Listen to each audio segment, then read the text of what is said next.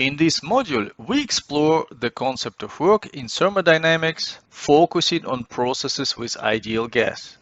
What do we consider as work in thermodynamics? Depending on the analyzed type of interaction between the system and its surroundings, various types of work are being considered. Generally, to examine the relationship between different state variables thermodynamically, we add appropriate terms to the expression for work in the first law. If we, for example, want to consider the interplay between the state variables of the system and the system's height relative to a reference point, we must include the term for the work against the gravitational field in the first law of thermodynamics. If you want to consider electric phenomena, we must add electrical work. This is a very general principle with many examples. However, for now, we will focus on the work of gas expansion or compression. Until further note, we limit ourselves to closed systems and ideal gases. In this case, the only type of work involved is mechanical, occurring during the expansion or compression of a gas. This work is always done against or under the influence of external pressure. Importantly, it is always the external pressure that determines the magnitude of the energy transferred as work. The infinitesimal change of work occurring during the compression or expansion of a gas is given by the product of the negative external pressure and the infinitesimal change in volume. The minus sign in this equation is due to the chosen sign convention. When a gas expands against the external pressure, the volume change is positive. This process can perform useful mechanical work. Therefore, its work is negative. Conversely, when a gas is compressed, the change in volume is negative and the work is positive. If we consider work in a process instead of an infinitesimal change, work is calculated by integrating this expression over the path of the state change. We remind you that total work is dependent on the path taken. We can also use graphical representation to illustrate work in a process. We will take volume as the x-axis and external pressure as the y-axis.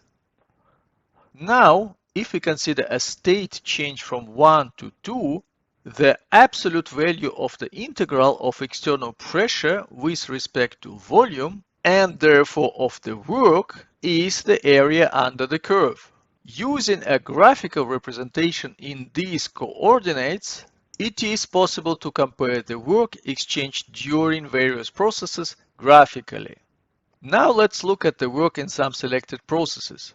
For a process with constant external pressure, the work done by a gas during expansion or compression is the product of the negative external pressure and the change in volume. An often considered gas process is reversible isothermal volume change of the ideal gas. Let us look exactly at the meaning of this name. Isothermal just means that the temperature is constant.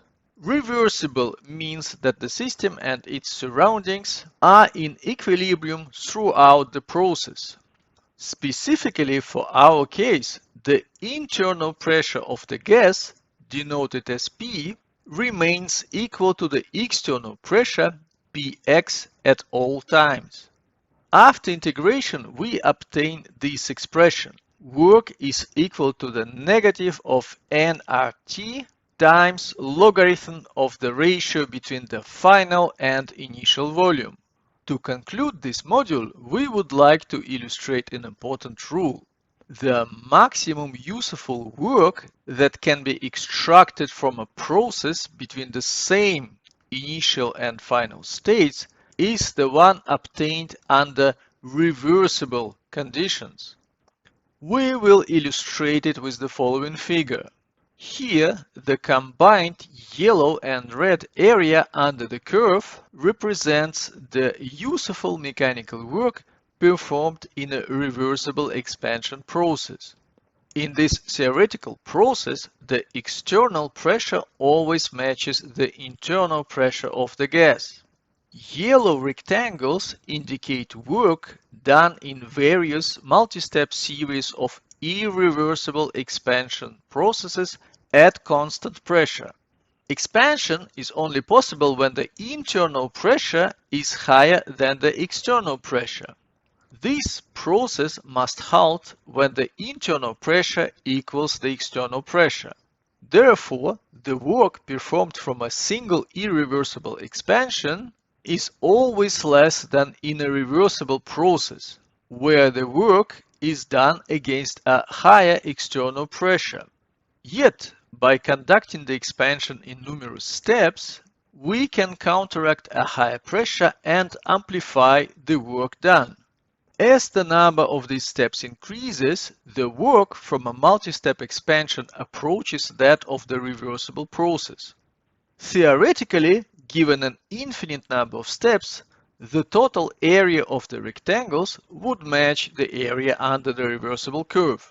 Note that the statement "the maximum useful work is obtained under reversible conditions" is a general principle applicable to all kinds of work.